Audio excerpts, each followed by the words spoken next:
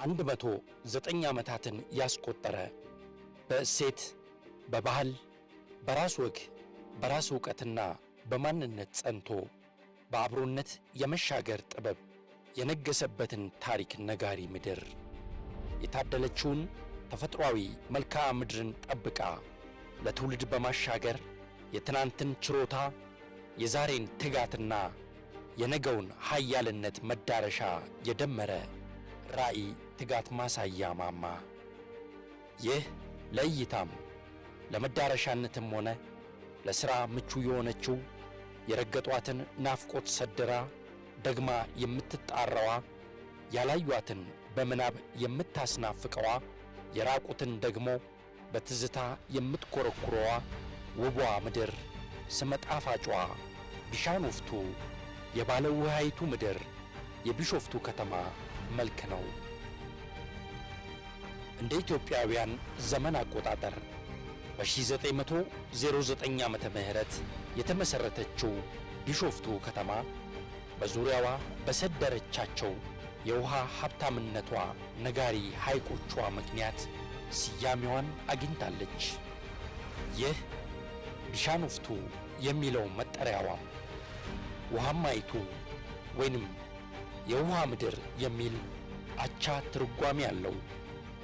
የባህል፣ የታሪክ፣ የእሴትና የአብሮነት ስፍራ የሆነችው ቢሾፍቱ ከመዲናይቱ አዲስ አበባ ፊንፊኔ በምስራቅ አቅጣጫ በ47 ኪሎ ሜትር ርቀት ላይ በኦሮሚያ ክልል በምስራቅ ሸዋ ዞን ውስጥ ከባህር ጠለል በላይ 1600 እስከ 3100 ሜትር በሚደርስ ከፍታ ላይ ትገኛለች። ለኑሮም ሆነ ለሥራ ምቹ የሆነ የአየር ንብረት የታደለች ስትሆን በአጠቃላይ በአማካኝ 18.05 ዲግሪ ሴልሺየስ የአየር ሁኔታን ታድላለች። 1136.6 ሚሊ ሜትር ዓመታዊ የዝናብ መጠኗም ከታደለችው የከርሰ ምድርና ገጸ ምድር ውሃ ሀብቷ በተጓዳኝ ዓመቱን ሙሉ አብቃይና ለም የሆነ መሬት ባለቤት አድርጓታል።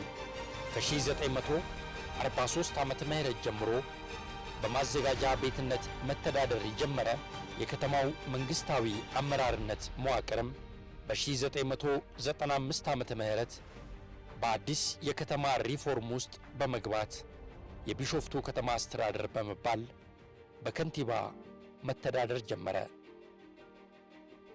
የከተሞችን የጋራ እድገት መሠረት ባደረገው በ2015ቱ የከተሞች ሪፎርም ቢሾፍቱ በዙሪያዋ ቅርብ ርቀት ያሉትን ከተሞች አካታ በ62246.12 ሄክታር መሬት ስፋት ላይ ተንጣላ ወደ ሪጂዮፖሊስ ከተማነት ደረጃ አድጋ ትገኛለች።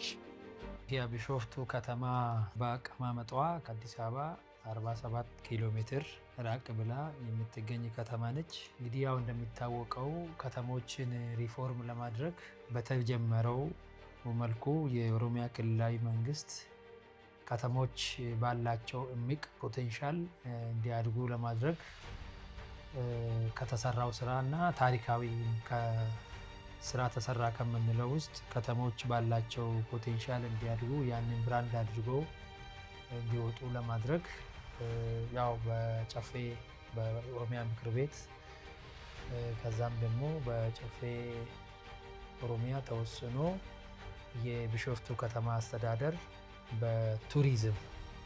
በቱሪዝም ዘርፉ ምቅ ፖቴንሻልም ስላላት በዛ ብራንድ አድርጋ እንድትወጣ ተወስኖ በአዋጅ 250/2015 ተወስኖ ከተማዋ ወደ ሪጂዮ ፖሊሲነት የተቀየረችበት ሁኔታ አለ። ቢሾፍቱ በ3 ክፍለ ከተማና በ11 ወረዳዎች የተዋቀረች ስትሆን በከተማ አስተዳደሩ ወቅታዊ መረጃ መሰረትም በአጠቃላይ 546398 ነዋሪዎቿን አቅፋ በህብራዊነት ደምቃ ትታያለች። ነዋሪዎቿም የብሔር ብሔረሰቦችን ስብስብ ህብረት፣ ፍቅርና አንድነትን ነጋሪዎች፣ የከተማዋን ህብራዊ ውበት መስካሪዎች ናቸው። በ2024 ዓመተ ምህረት ምቹና ለኑሮ ተስማሚ ከመሆን በተጨማሪ በሀገር አቀፍና በምስራቅ አፍሪካ ምርጥ የቱሪዝም ማዕከል ለመሆን ራዕይ ሰንቃ እየተጋች ያለችው ቢሾፍቱ በቴክኖሎጂ የተደገፈ ዘላቂ ሁለገብ